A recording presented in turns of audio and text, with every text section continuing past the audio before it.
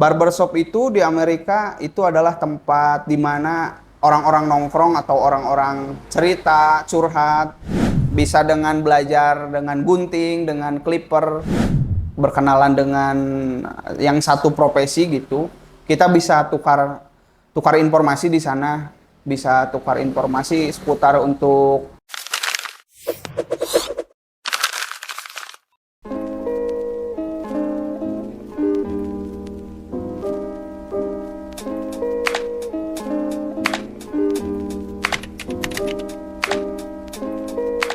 saya Ariel Mandasidik, saya sebagai seorang barber sekaligus business owner ya di bidang industri barbershop.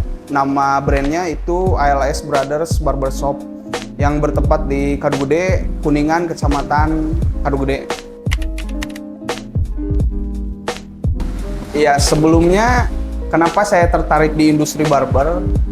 Karena merupakan industri barber ini sebelumnya itu sangat jarang ya di Indonesia. Karena ini adalah sebuah budaya, sebetulnya ini adalah budaya dari Amerika gitu. Barbershop itu di Amerika itu adalah tempat di mana orang-orang nongkrong atau orang-orang cerita, curhat. Jadi barber itu sebetulnya bukan hanya tempat cukur saja gitu, melainkan tempat nongkrong. Nah, di sini saya memiliki bakat dari industri ini, salah satunya itu seni potong rambut gitu. Makanya beranjak dari sini mungkin ini adalah passion saya gitu, karena setiap kali saya potong rambut itu merasa senang, nggak ada beban, jadi seperti hal yang menyenangkan bagi saya gitu. Seperti itu mungkin. Kalau untuk peluang di usaha barbershop sendiri ini sebetulnya sangat terbuka luas. Kenapa terbuka luas? Karena terus terang di industri ini adalah merupakan produk jasa. Jadi produk jasa intinya kita harus memiliki servis yang bagus. Nah, di Kuningan sendiri atau di Indonesia sendiri ini belum banyak yang bagus, tapi sekarang udah banyak yang bagus sih kalau barbershop gitu. Jadi terbuka sangat lebar, sangat luas, karena orang-orang ingin dicukur atau dipotong itu tidak asal-asalan, melainkan potongan rambut sendiri itu ingin bagus lah, ingin proper gitu. Jadi peluang barbershop ini sangat terbuka luas. Nah, untuk pelatihan sendiri sebetulnya saya belum pernah mengikuti pelatihan barbershop atau pelatihan untuk potong rambut itu sendiri ya. Sebelumnya saya bisa mencukur rambut itu otodidak. Namun saya berlatih sendirilah dengan melihat channel YouTube dan video lainnya gitu. Kalau pelatihan belum mengikuti. Untuk kedepannya harus, karena itu untuk mengasah skill lanjutnya gitu. Nah, untuk mencari strategi tenaga kerja itu kita bisa melink atau kita berkenalan dengan yang satu profesi gitu. Kita bisa tukar informasi di sana, bisa tukar informasi seputar untuk tenaga kerja, bisa seperti itu, atau kita ikut komunitas di sana bisa, karena tenaga kerja di barber itu sama halnya seperti partner lah. Jadi kadangkala bukan kita nyari anak buah, tapi kita itu nyari partner kerja gitu, karena proses penggajiannya itu kebanyakan bagi hasil. Nah, untuk strategi pemasaran di ALS Barber atau di barber milik saya sendiri ini, saya pemasaran itu lewat sosial media. Kemudian yang paling powerful itu dari hasil, kemudian dari servis layanan itu mulut ke mulut. Jadi setiap customer yang datang ke saya biasa kasih promo, kemudian promo ini suruh disebarkan lagi ke banyak orang, ke teman-temannya, ke kerabat, ke sahabat.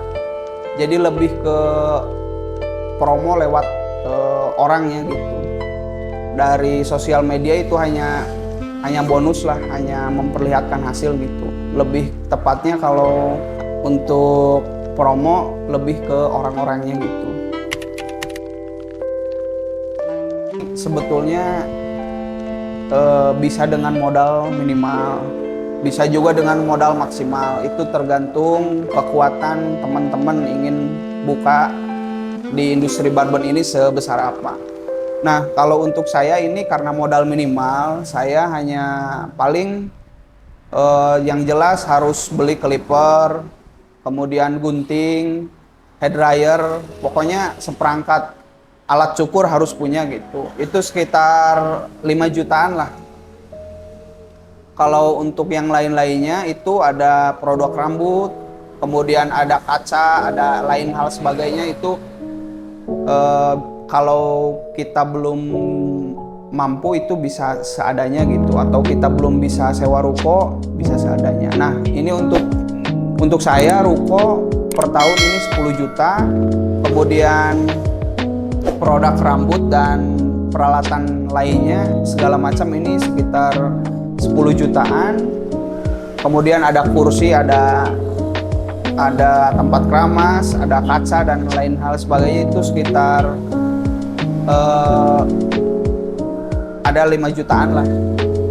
Untuk modal kurang lebih bisa start awal bisa 30 sampai 50 udah lumayan lah, udah bisa jalan gitu.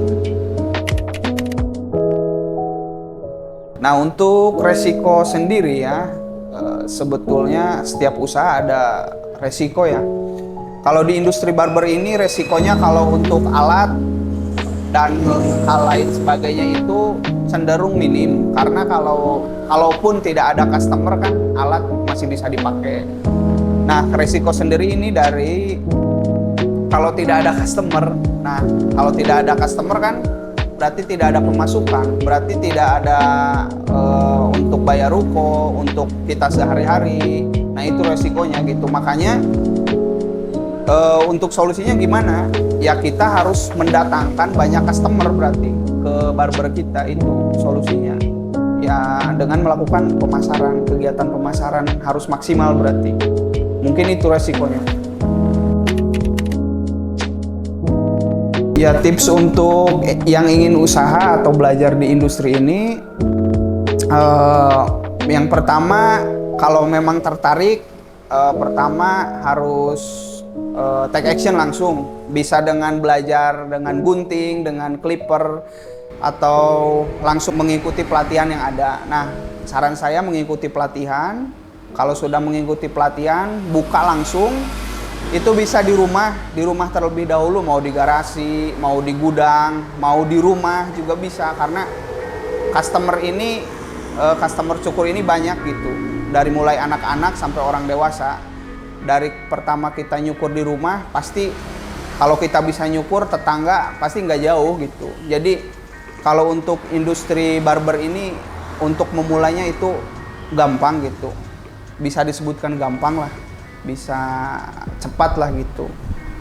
Mungkin seperti itu.